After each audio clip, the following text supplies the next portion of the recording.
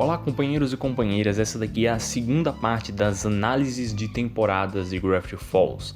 O último episódio do Cena a Cena foi a análise da primeira temporada, e esse episódio aqui é a análise da segunda temporada. Eu acho que análise não é a melhor palavra para dizer isso, porque eu intitulei de Top 10 porque rende mais. Top 10 vende mais fácil. E porque realmente isso é um top 10, eu estou elencando aqui os 10 episódios que eu achei mais interessantes nessa segunda temporada, que é basicamente a mesma coisa que eu fiz com a primeira, só que aqui na segunda, excluindo o Estranhargedon, que merece um episódio exclusivo para ele. E sim, estou fazendo 3 episódios para uma série de 20 episódios, 40 episódios. 3 programas aqui para uma série de 40 episódios é bastante coisa, mas fazer o quê? Eu gosto muito de Gravity Falls e eu não quero gravar alguma coisa que tenha 2 horas e muito. Então, vamos lá! Eu sou o Trovador e esse podcast é um oferecimento Meros Menestréis. Aqui comento de maneira um pouco mais despretensiosa sobre coisas que me interessem, um livro, uma cena, um episódio, uma obra inteira, um assunto e até palavras às vezes, tentando dissecar tudo, cena a cena. Agora vamos ao episódio 28 sobre análise top 10 da segunda temporada de Gravity Falls. Uma das qualidades que eu mais ressaltei no episódio da primeira temporada é que Gravity Falls, pelo menos todos, não vou dizer todos, a gigantesca maioria dos episódios são sobre emoções. E isso torna ela mais interessante porque nós empatizamos cada vez mais com os personagens, que a cada episódio você sente que você realmente entende cada vez melhor como que aquele personagem faz as escolhas dele, por que ele age daquela X maneira e como ele se relaciona não só com o mundo que ele está inserido emocionalmente, mas também com os personagens e as pessoas, que a empatia faz você achar que realmente são pessoas que estão inseridas no mundo em que aquele personagem com que você está empatizando está inserido. E isso é estendido aqui na segunda temporada, que simplesmente incrível, ele tem uma qualidade e mantém essa qualidade. Então, parabéns, Alex Hirsch. Mas iniciando a ideia a priori desse episódio, o primeiro episódio, sim, esse daqui eu não estou listando como no último. No último eu listei os literais de 10 a 1, os 10 episódios que eu mais gostei. Esse aqui, por conta de deixar o episódio mais interessante, eu elenquei em ordem cronológica, a ordem que os episódios aparecem, listando o número do episódio, ok? Ok. O primeiro episódio que eu quero comentar é que aliás, eu anotei o nome de todos os episódios porque a maioria são trocadilhos engraçadinhos sobre o que acontece naquele episódio, que se vocês assistem o Cena há, 5 minutos, é fácil perceber que eu adoro trocadilhos. Então, o primeiro episódio chama Scary OK. Ele tem esse nome porque esse episódio ele identifica muita coisa sobre o que é Gravity Falls. Gravity Falls é muito sobre fazer paródias sobre alguma coisa, mas é tipo um pouco da ideia do Rick and Morty. Ele faz uma paródia de alguma coisa, só que do seu próprio jeito. Aqui ele tá fazendo uma paródia da ideia de apocalipse zumbi. Por isso que chama Scary OK. Scary é de assustador e OK, porque eles têm que derrotar os zumbis cantando karaokê. Exatamente. Só pra colocar palavras difíceis com você, esse episódio ele muda um pouco, ou bastante, dependendo do olhar que você estiver colocando, o status quo da série.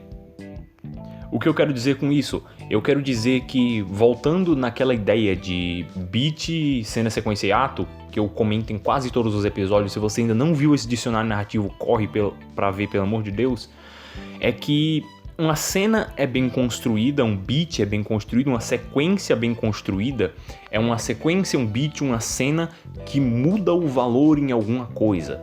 E o que esse episódio faz é uma gigantesca mudança de valores sobre o que os personagens sabem sobre eles mesmos e como eles se relacionam. Porque esse episódio aqui, ele começa a apresentar Talvez ele continue, no meu rascunho tá escrito continua, mas eu não consigo lembrar de ele ter apresentado isso antes, então eu vou dizer apresenta. Ele começa a apresentar as ideias do Sten ser do mal. Como assim o Sten ser do mal? Durante a primeira temporada, ele dá várias pistas sobre o Sten saber mais ou menos como que as estranhezas funcionam e ele saber algo que as crianças não sabem. Por exemplo, a cena do primeiro episódio, se eu não estou enganado, do Tourist Trapped, negócio assim, que ele vai lá, digita os negocinhos na máquina de salgadinho e entra pra dentro da parede.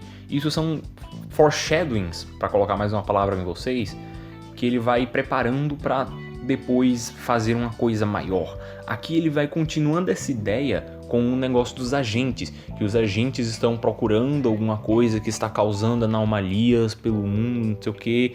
Ele vai dando esses primeiros indícios de ideia que torna a série mais concisa e cria uma ligação maior entre os episódios, porque você basicamente pode assistir os episódios dependendo do episódio, que tem alguns que você precisa ver, que senão você não entende nada. Principalmente nessa segunda temporada, a primeira você pode ver eles mais soltinhos, mas você quase que consegue ver os episódios soltos, porque eles dependem muito pouco uns dos outros para fazerem sentido. No máximo, eles dependem da relação nova que é criada com o personagem, ou um personagem novo que é introduzido. Por exemplo, na primeira temporada, o Waddles, e nessa daqui eu comento mais tarde.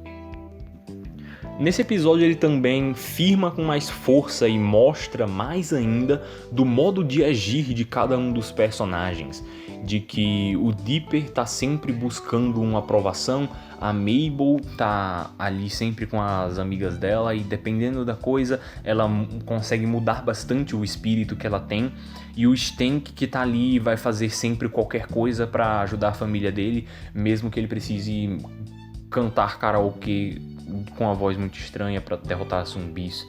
E aqui o negócio do status quo que eu comentei é porque esse episódio muda a ideia primeiramente dos agentes, que você descobre que eles estão pesquisando as coisas e tal, o Dipper que poderia estar atrás dos agentes, o Sten querendo esconder os agentes do próprio Dipper, e o Sten que sabe dos mistérios da cidade. O que dá uma naturalidade um pouco maior pro mundo, porque tem um episódio pra trás que o Sten literalmente... Um episódio na primeira temporada que o Sten literalmente socou um dinossauro. Ele socou um dinossauro em tipo uma terça-feira normal pra ele, sabe? E ele afirmar com certeza que sabe é uma naturalidade maior, porque você vê que o personagem não é simplesmente burro em ver as coisas e não acreditar naquelas coisas. E ainda no negócio do Sten parecer mal, ele coloca coisas fora de cena, pelo menos fora das cenas do Dipper e da Mabel, que é o Sten pegando o terceiro diário e já começando com as ideias da máquina de buraco de minhoca, máquina dimensional. Não sei exatamente como eu classificaria aquilo, que ele pegando os 3 diários, colocando assim, e ele começando a ligar a máquina. O próximo episódio da minha lista é o segundo, porque essa temporada começa tão bem que os 2 primeiros episódios são incríveis. Esse episódio chama Into the Bunker. É o episódio, caso você não esteja lembrado, em que eles descem em um bunker que eles estavam procurando alguma coisa sobre o escritor dos diários. Porque a grande vocação do Dipper nessa temporada é encontrar quem é o escritor dos malditos diários. Então ele lê alguma coisa nos diários, pelo menos no diário que ele tem, que nesse ponto o Sten já devolveu, mas só devolveu porque ele fez cópias, então tá de boa. Que aliás, não lembro se eu comentei sobre isso no episódio da primeira temporada, e nesse aqui eu ainda não comentei, mas o Sten tinha o primeiro diário, o segundo tava com o Gideon, que depois que o Gideon perdeu, o Sten pegou o diário pra ele, e agora o Sten conseguiu o terceiro, tá fazendo os esquemas tudinho pra montar a máquina de fenda dimensional ou qualquer coisa do tipo. Mas esse episódio aqui é sobre o Dipper, a relação do Dipper com a Wendy. Esse episódio mostra bastante sobre como o nível das coisas está escalonando, o que é um pouquinho sobre ritmo, que, se eu não estou enganado, ainda não saiu o dicionário narrativo sobre ritmo, mas ele já está pronto, vai sair quando o dicionário narrativo voltar à ativa. É um pouco a ver sobre ritmo, que uma das regras principais sobre o ritmo da história é que você não pode quebrar a linha que você vinha construindo. O ritmo tem que ser sempre constante e crescente, porque se ele tem que... o seu herói, ou o seu personagem, tem que enfrentar uma coisa que é mais simples do que ele já enfrentou, aquilo não representa um perigo tão grande para ele. Logo, é menos interessante porque você não vê tanto perigo, logo você sabe que ele vai passar por aquilo sem nenhuma dificuldade. Que, se você quer entender melhor, vai ver o episódio do dicionário narrativo sobre ritmo, que se não tiver saído, você chora. Mas enfim, aqui ele segue bastante essa ideia de ir escalonando as coisas. Ele vai colocando obstáculos cada vez maiores e cada vez mais profundos que levam a coisas cada vez maiores e assim por diante. O que está acontecendo aqui é que eles encontram um laboratório escondido, um laboratório subterrâneo, um bunker, para dar jus ao título do episódio. E lá dentro eles encontram um ser que eles a priori pensam que é o escritor dos diários, só que depois eles descobrem que é um ser que consegue mudar sua forma do jeito que ele quiser. Aí vai entrar naquela... é outro episódio de paródia, eu vou comentar isso em quase todos, que você tem duas personagens iguais que estão lutando, aí por conta do personagem principal conhecer bem um dos personagens que está lutando, ele consegue acertar o personagem certo e não matar sua amiga, que é basicamente o que acontece. Ele conhece a Wendy com profundidade o suficiente para eles terem meio que um código secreto entre eles, que só a Wendy de verdade saberia, e depois que ela faz isso, ele acerta o monstro copiador e ele é derrotado, de certo modo. Eu acho que eu nem preciso comentar muito, se eu não tiver comentado no episódio sobre a primeira temporada, como todos os episódios são belicamente construídos. Ele leva em consideração todas as ideias de apresentar ideias, trabalhar as ideias, desenvolver alguma coisinha ali no meio e depois finaliza tudo com todas as ideias que você colocou. E ele faz isso bem, ele pega piadas e usa isso de um jeito a ser relevante para a história, o que é simplesmente incrível. Que é algo que você vê em obras que todas as pessoas consideram esplêndidas. Por exemplo, um exemplo que eu mesmo dou em algum episódio do Dicionário Narrativo é o exemplo daquela namoradinha de um personagem muito específico lá do Fullmetal Alchemist, que ele... não vou lembrar o nome dele. Ele diz, eu arrumei uma namorada. Aí depois ele vai usar essa informação que ele arrumou uma namorada para algo muito maior que ele vai ter de fazer depois. Compreende? É basicamente a ideia daqui. A Mabel faz uma piada com umas câmaras de criogenia. Aí depois ele vai usar isso a favor da história, que é para eles conseguirem de verdade ganhar do monstro. Que aliás, a Mabel aparentemente pode se teletransportar, porque ele tem o bunker, aí tem uma passagenzinha e o negócio que tem pra lá, que são as cavernas estranhas. A Mabel consegue sair da caverna estranha e ir pro negócio que aperta o botão, aí depois volta meio que instantaneamente. Pelo menos é a ideia que os cortes e a edição do episódio passam pra mim. Talvez alguma outra pessoa tenha uma interpretação diferente. Então chegamos ao episódio 4, que aqui é o top 3. Ele é chamado Sock Opera, que traduz para ópera de meias. Esse daqui é mais um dos episódios em que a Mabel vai atrás de um namoro muito estranho e maluco com um personagem que é simplesmente pirado em bonecos de meia e óperas com bonecos de meia. Tá bom. E olha, o Dipper aqui, ele tem um laptop, o laptop que ele conseguiu no último episódio, no antepenúltimo episódio, na realidade. Isso daqui é mais uma vez um exemplo sobre a relação do Dipper e da Mabel. A Mabel está muito engajada em conseguir alguma coisa, e o Dipper está engajado em seu próprio objetivo também. E aqui, pela primeira vez, que é uma coisa que vai ser recorrente e importantíssima para essa temporada, é que o Dipper, pela primeira vez, quando ele tem de escolher uma coisa para ele ou para a irmã dele, ele escolhe, por mais que na futilidade, uma coisa para ele. O que está acontecendo? O Dipper, ele encontrou um laptop que provavelmente pertencia ao escritor dos diários, e o que ele quer fazer é descobrir a senha do laptop. Ok, ele começa a testar todas as senhas que vêm à cabeça dele. Ele pega livros com... não sei nem se classifica como livros, são dicionários, e começa a olhar todas as palavras que possuem 8 letras e vai caçando, procurando. Ele vara noites inteiras, e enquanto isso está acontecendo o outro mini arco da Mabel, em que a Mabel tá apaixonada por outro cara maluco, e agora ela quer fazer uma ópera de meias para provar para aquele cara o valor que ela tem, pelo menos nos olhares daquele cara. O choque acontece quando Bill Cipher oferece a senha do computador ao Dipper, que o computador vai ter todos os dados apagados em 3 minutos. Aí o Bill Cipher aparece em uma cena muito bonita e bem psicodélica não é a palavra, bem surrealista, acho que surrealista descreve melhor, em que o olho dele é a lua e aparecem uns tijolos, assim, é uma cena bem bonita e bem metalinguística, que ele brinca com várias ideias, assim. Todas as aparições do Bill Cipher, por enquanto, são bem interessantes.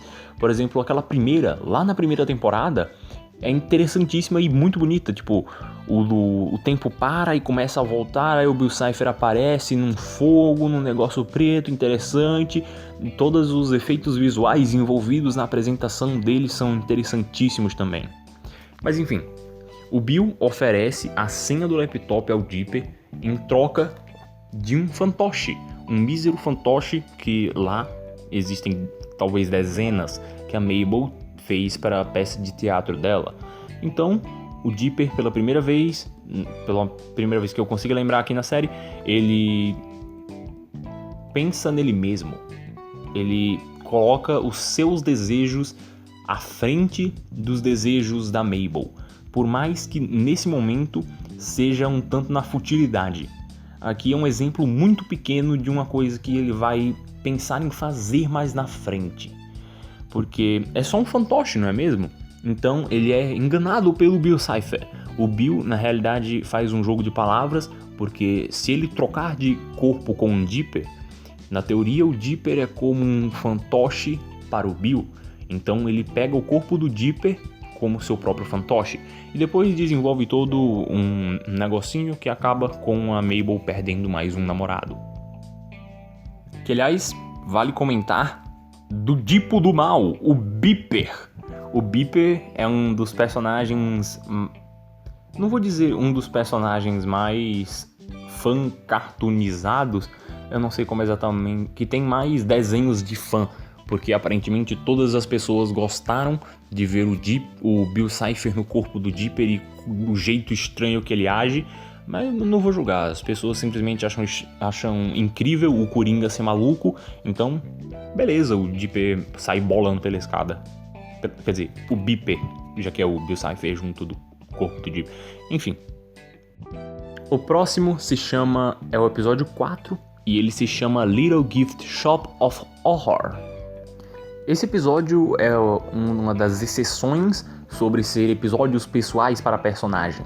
Esse aqui é, na realidade, um episódio que me lembra mais coisas sobre escrever histórias e como nós interagimos com a arte de escrever histórias e coisas assim, porque esse episódio, como eu acabei de falar, não é um episódio emocional para a personagem, é um episódio de tipo...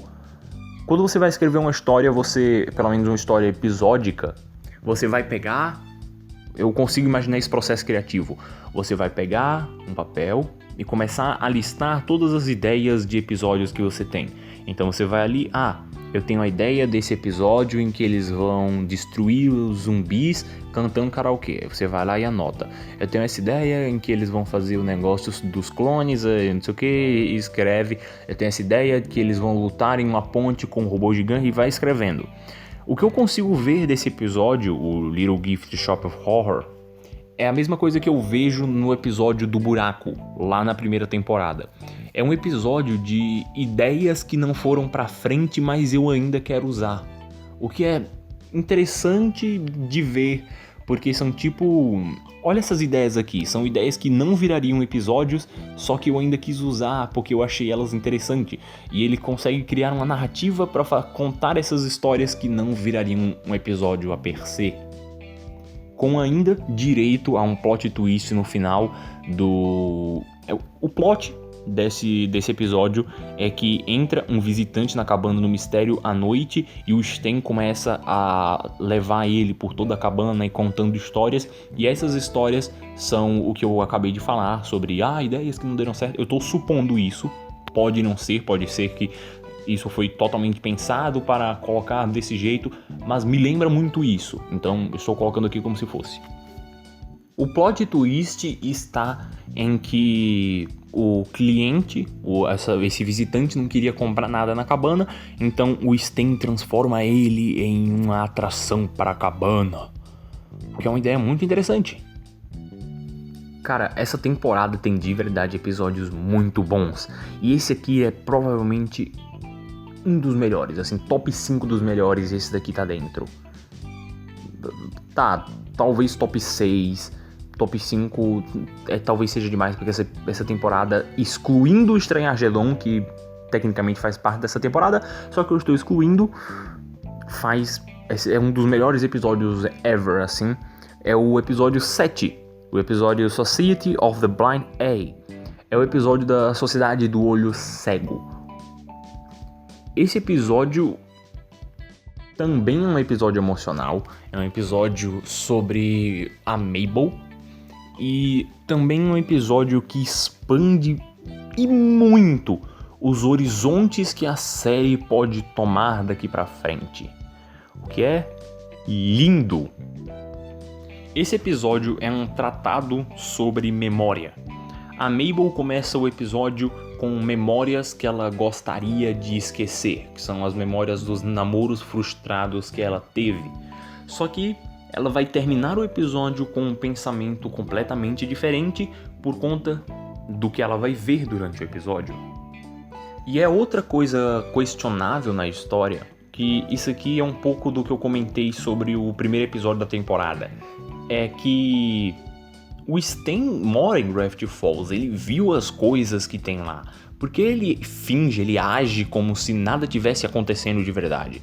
Por que todas as pessoas da cidade agem como se Gravity Falls fosse completamente normal? Será que estamos vivendo um delírio coletivo? Será que o Dipper está em coma? Não. Simplesmente existe uma sociedade secreta dentro de Gravity Falls, a Sociedade do Olho Cego. Ela se encarrega de simplesmente raptar as pessoas que veem alguma atividade paranormal, alguma atividade estranha. Por exemplo, ele começa como se fosse um filme de terror, dando uma pequena apresentação, uma ceninha curta no início sobre o que vai ser o episódio, só que sem dizer diretamente, criando mais uma pergunta do que resposta. Ele começa com a mulher lá que tem um olho fechado, assim, que vem umas tortas, eu não sei o nome dela. Ela tá assim fechando a loja, ela olha pro lado, tem um gnomo roubando a torta dela. Ela fica, meu Deus, um gnomo! Aí raptam ela, aí ela tá no outro canto lá, e vão lá dar um tiro na testa dela com uma pistola de apagar a memória, e a memória dela é apagada. Porque é isso que uma pistola de apagar a memória faz, ela apaga a memória. E é por isso que as pessoas em Gravity Falls agem como se não estivesse acontecendo nada, porque elas simplesmente não lembram, porque existe uma sociedade secreta por trás de todas as coisas que esconde a verdade de todas as pessoas. O que é mais um clichê, talvez clichê não seja a palavra, é mais uma paródia de um clichê que aqui ele usa de um jeito esplêndido. Não sei se eu classificaria como uma paródia a per se. Ele pega uma ideia conspiracionista interessante e aplica do jeito Alex Hirsch, do jeito Gravity Falls. Que aqui também tem um dos talvez mais interessantes personagens de Gravity Falls. O velho McGucket, ou McGucket, eu não faço ideia de como é que pronuncia isso. O arco do McGucket é esplêndido. Ele é apresentado lá na primeira temporada, nos primeiros episódios, como um louco local que faz engenhosidades gigantescas. Aí você fica, tá bom, ele é louco, mas ele é inteligente ao ponto de tipo construir um robô gigante em uma semana. E aqui é a explicação. O McGucket trabalhava junto de alguém, ele viu coisas que ele não gostaria de ver, que aqui o Dipper deve ter tirado as conclusões de que ele provavelmente trabalhava com o escritor antigo dos diários. O escritor dos diários. E ele viu alguma coisa que ele gostaria de esquecer, então ele criou uma arma de apagar memória. E ele usou tanto a arma que ele acabou apagando a memória inteira dele. Ele ficou simplesmente maluco. E um pouco do arco que ele tem nessa temporada é dele relembrando as coisas aos poucos e ficando... Eu comento mais pra frente. Não vou dar esse spoiler aqui, por mais que aconteça só no Estranhagedon. Ele fica milionário vendendo as ideias que ele teve enquanto maluco e enquanto cientista também, eu acredito. Aí, tipo, você tem as piadas dele ser um velho maltrapilho com uma barbona gigantesca, com as roupas só os farelos, assim. Só que ele é um gênio. E um gênio milionário, por exemplo. Tem o spoiler de novo. Ele compra a mansão dos Northwest.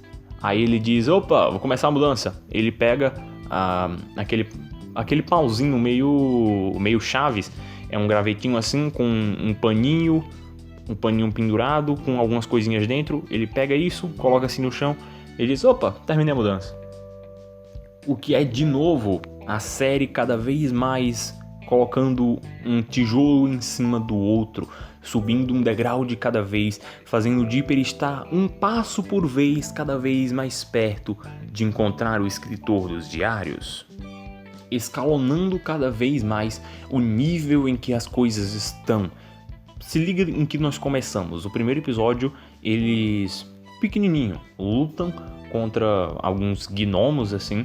E aqui eles já estão descobrindo uma sociedade secreta que agia por trás de Gravity Falls, apagando a memória das pessoas, que fazia elas conseguirem viver em sociedade. E agora eles apagaram a sociedade do olho cego.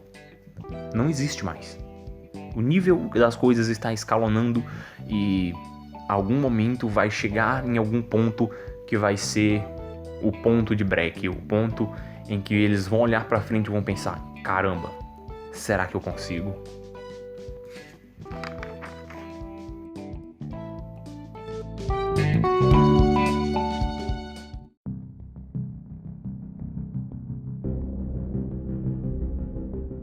Blending's Game, o jogo de blending.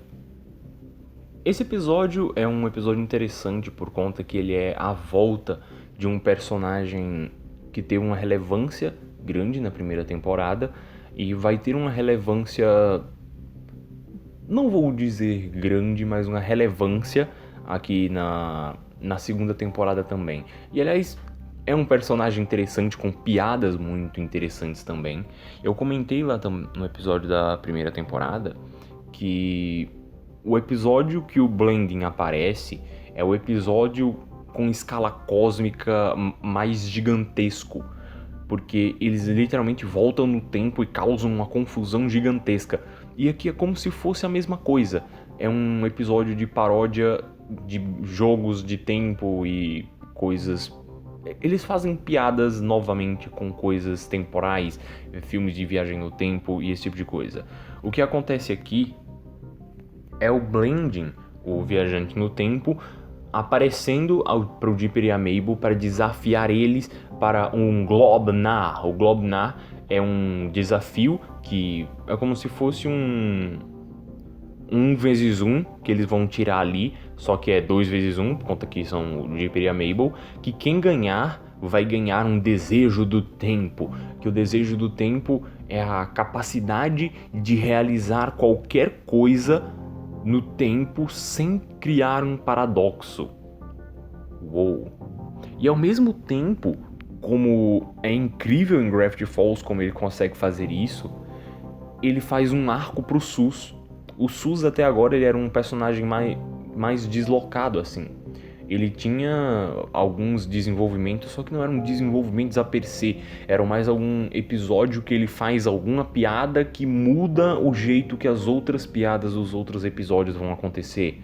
Por exemplo, lá no episódio do Rumble Max Skirmish, que o Sus consegue uma namorada, o que muda um pouquinho das piadas que ele vai fazer nos próximos episódios. Aqui é diferente, é um arco a per se do Sus, mostrando como foi que ele chegou na Cabana do Mistério, por que ele age do jeito que ele age. Você de verdade conhece melhor o Sus depois desse episódio. E que, aliás, ele fez o melhor desejo do tempo de todos. Uma pizza infinita. Uou! Northwest Mansion's Mystery é o mistério da mansão Northwest. Esse episódio é incrível. Eu sei que eu tô dizendo isso de todos os episódios que estão nessa lista, eles não estariam nessa lista se eles não fossem incríveis. Só que esse aqui é especial, ele tem um lugar diferente aqui nessa lista. Por isso que ele tá ficando mais pra cima. Se bem que aqui não tá tão organizado assim, em ordem de preferência, mas este episódio é muito bom. Estão acontecendo coisas estranhas na mansão Northwest. Os Northwest são a família rica de Gravity Falls. Eu comentei no outro episódio, porque também tem um outro episódio que são focados não na família Northwest em si, mas umas coisas que tem por trás. E, se eu não estou enganado, tem algum episódio que é focado na Pacífica. Nesse episódio, ele faz uma coisa que ele não fez tão bem assim. Não dizendo que ele fez mal, ele simplesmente não fez nos episódios para trás desse, que é dar um panorama da cidade. Gravity Falls até agora é simplesmente Gravity Falls, você não questiona. Gravity Falls é uma cidadezinha lá no meio do Oregon, perdida assim, que não aparece nem nos mapas, você só aceita. Aí agora ele dá um panorama maior, ele coloca Ele fez isso no episódio do 8º presidente e meio dos Estados Unidos, lá na primeira temporada, mas é mais sobre como a família Northwest começou. Aqui é tipo, depois da família começar, aconteceu isso daqui. O que é? Os lenhadores lá da cidade, a família Northwest juntou os lenhadores lá da cidade para construir uma mansão para eles. E disseram que todos os anos eles iriam fazer uma festa para todas as pessoas da cidade e coisas assim. Só que acabou que depois da construção da mansão, eles nunca deram essas festas na realidade. Então um lenhador putíssimo amaldiçoou a família Northwest, dizendo que em 100 anos ou em 50 anos, eu não estou lembrado agora, faz mais sentido ser 100 anos, ele iria voltar para poder abrir os portões da cidade, da mansão, para deixar as pessoas de Gravity Falls entrarem lá para dentro para acontecer a festa. E o episódio, esse aqui é um episódio Nossa, quase não falei essa frase. Esse é um episódio da Pacífica. Os pais da Pacífica são muito controladores. Eles dizem o que ela tem de fazer, o que ela não pode fazer. E ele demonstra isso várias vezes com, tipo, ela literalmente deixando de prender um fantasma porque ela não pode pisar com sapato sujo em um tapete. Sim, ela podia... O fantasma estava para matar eles e ela não foi pegar o item que poderia aprisionar o fantasma porque ela não queria pisar no tapete. Que seria, no caso, desobedecer às ordens.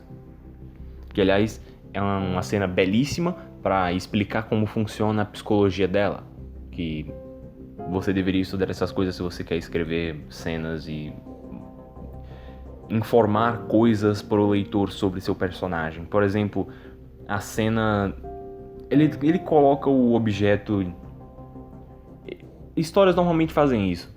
Normalmente não... mas acontece com bastante frequência, dele colocar alguma coisa subconsciente em uma representação física. Por exemplo, lá em One Piece, eles querem mostrar que as coisas estão escalonando, que eles têm que passar por um grande desafio. Então, em Water 7, eles colocam a Aqua Laguna, que é uma onda gigantesca que está vindo, é como se fosse um grande desafio que eles têm que passar. Aqui, ele personifica o medo da Pacífica de desobedecer os pais no sininho, que toda vez que ela ouve o sino, ela se retrai, ela se fecha, ela para de pensar como ela mesma e pensa como os pais dela querem que ela pense.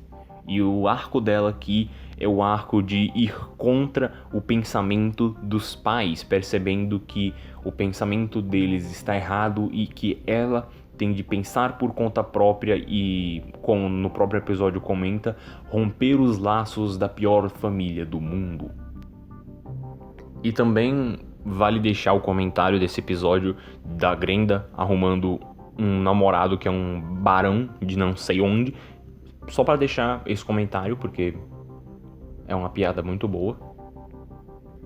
E também aqui começam os foreshadowing para o Bill. O Bill já tinha sido apresentado antes, todo mundo já conhece o Bill, só que aqui começa o negócio pro Estranhargedon de tipo, opa, vai rolar alguma coisa, com o velho McCucket, que está com a memória parcialmente recuperada. Ele consertou o notebook, ele dá o notebook pro Dipper e ele diz que vai acontecer uma coisa gigantesca, só que o Dipper diz, tá todo mundo na festa, bora curtir. Aí olha assim pra trás, tem uma flâmula, olha aí, palavras bonitas aqui no Cena Cena. Tem uma flâmula na parede com Bill Cipher e pessoas se ajoelhando assim pra ele e tal, que é foreshadowings para o Estranhargedon.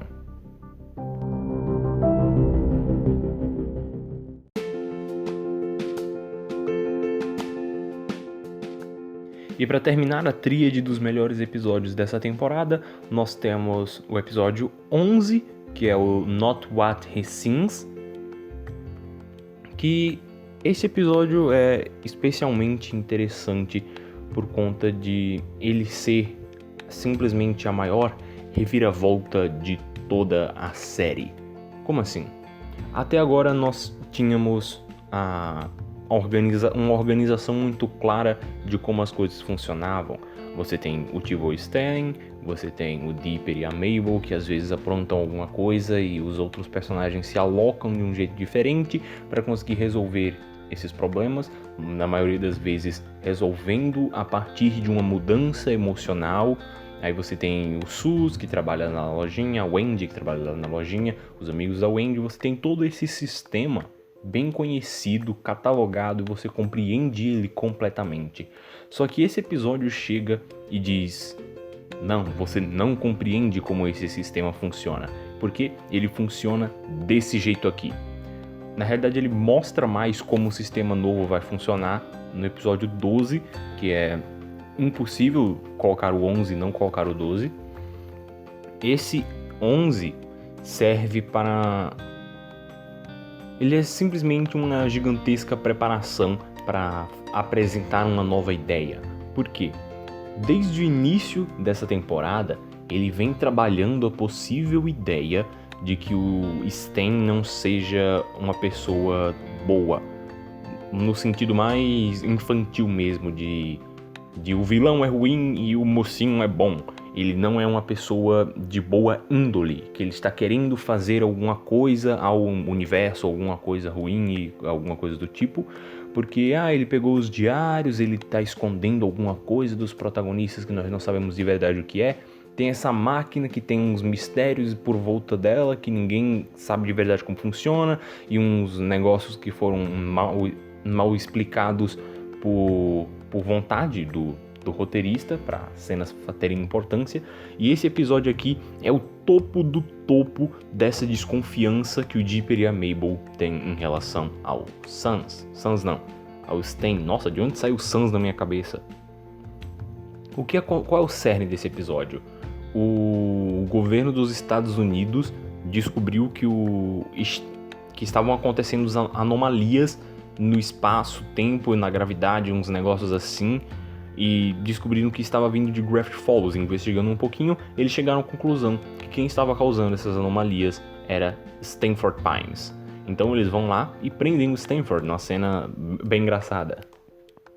Então o cerne do episódio é basicamente o Stan, que está preso tentando fugir, e o Dipper e a Mabel tentando provar a inocência do seu tivô. Só que no processo de tentar provar a inocência, eles acabam criando mais questões de: será que ele é realmente inocente? Será mesmo? Desses dados que nós conseguimos fazendo a investigação, não parece que ele seja de verdade uma pessoa de boa índole, uma pessoa que não estaria fingindo. Eles encontram um papel dizendo que Stan Pines está morto. E eles encontram várias identidades falsas. Aí tem os papos dos agentes do FBI dizendo que vocês não conhecem seu tio. Uma hora ele está brincando de guerra de bexigas e na outra ele está construindo uma máquina de destruição do universo. Gravity Falls não é conhecido, pelo menos não me marca tanto por cenas de ação, já que ele é absurdamente emocional em tudo o que ele faz. Só que esse episódio em específico tem uma cena de ação que pra mim é interessante até hoje, porque quando ele usa a dinâmica que ele criou no episódio e nos episódios a favor da cena de ação.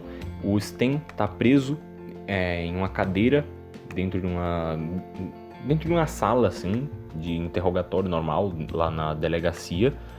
Aí está acontecendo uma daquelas anomalias gravitacionais que o portal que ele criou... não sei se eu posso dizer que é um portal agora. Que a máquina de destruição do universo que ele criou acaba gerando por conta da sua ativação. Que a gravidade meio que desliga por uns instantes, aí tudo começa a levitar e depois volta ao normal.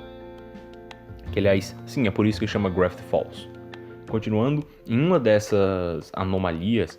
Ele tá lá dentro, aí entram os policiais, aí tá tudo voando, ele faz uns flip na cadeira, destroça a cadeira na parede, se solta, dá uns murros nos policial, sai pela porta da frente e a gravidade volta.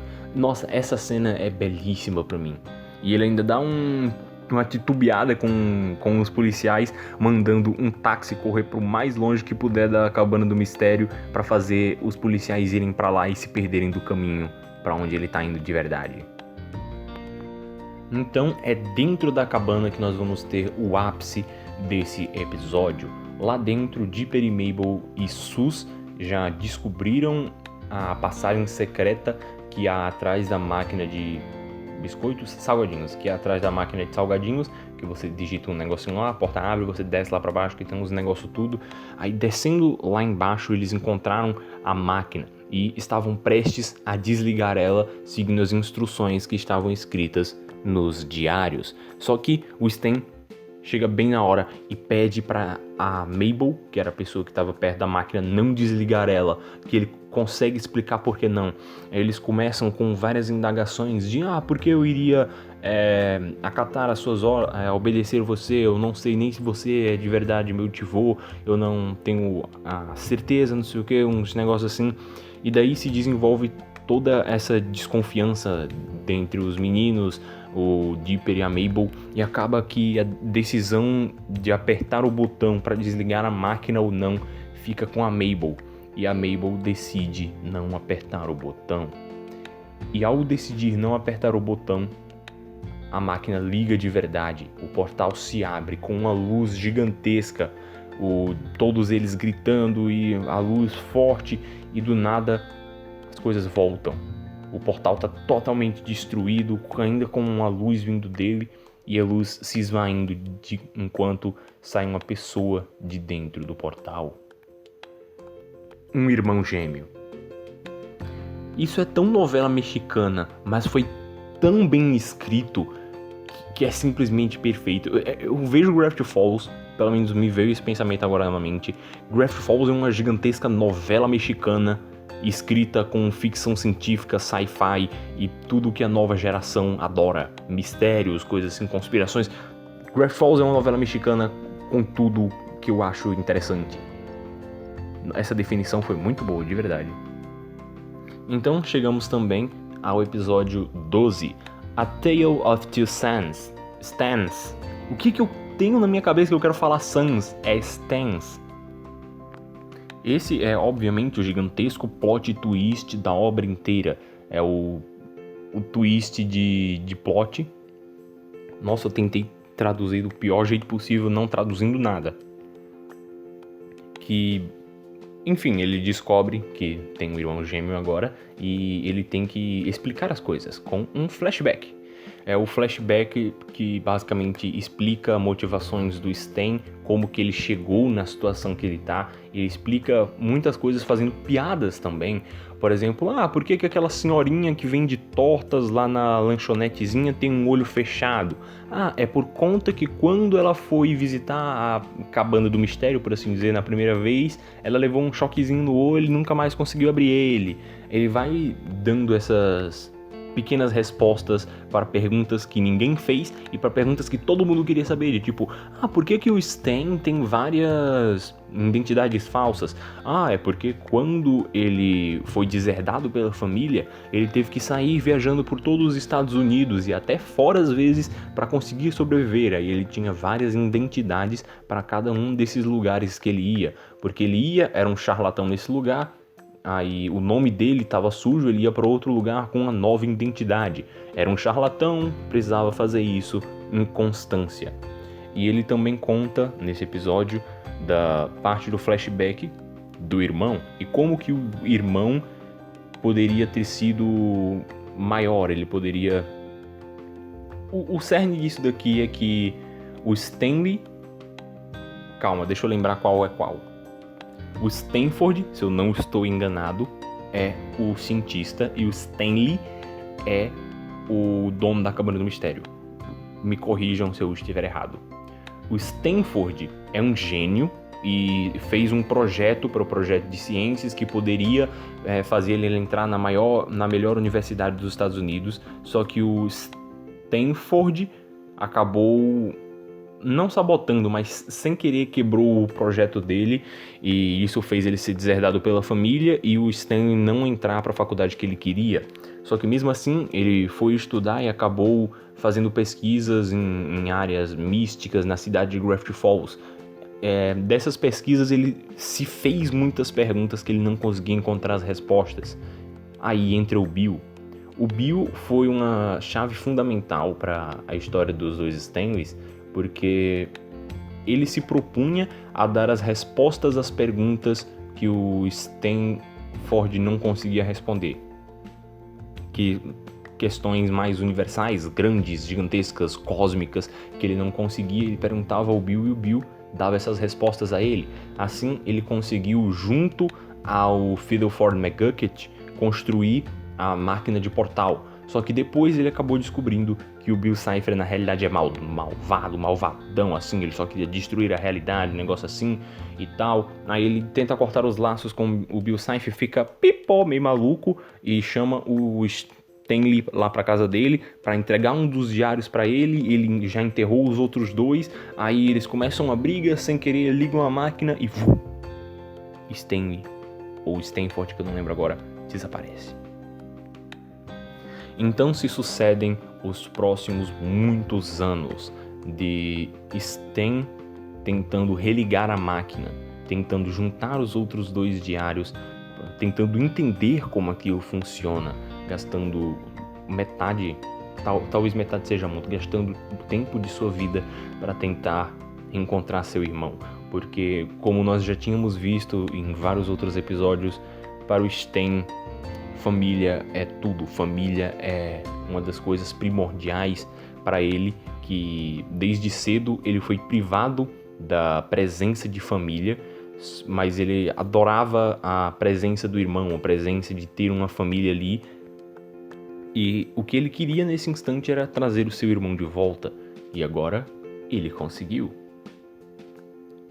Então o próximo episódio é o episódio 17, só que eu vou roubar um pouquinho e deixar o episódio 17 não para esse, mas para a continuação desse episódio, que é o próximo episódio aqui do Cena a Cena, que vai ser o episódio 28, se eu não estou enganado, 29 na realidade, que vai ser o episódio 29, em que eu vou comentar sobre o Estranhagedon. O Estranhagedon é grande e o episódio 17 é como se fosse o mundo comum do Estranhagedon, que pode funcionar como um filme, sabe? Então eu prefiro comentar do episódio 17 no episódio sobre o Estranhagedon. Então, obrigado por ouvir esse episódio, eu ficaria muito feliz se você pudesse compartilhar ele com algum amigo e ficaria mais feliz ainda se você deixasse um comentário dizendo o que você achou. É isso, amigos, então até a próxima cena. Sim, eu roubei nesse episódio, comentei de menos de 10, então não é um top 10, mas ao mesmo tempo é um top 10 porque o outro episódio complementa esse daqui. Mas enfim, até mais.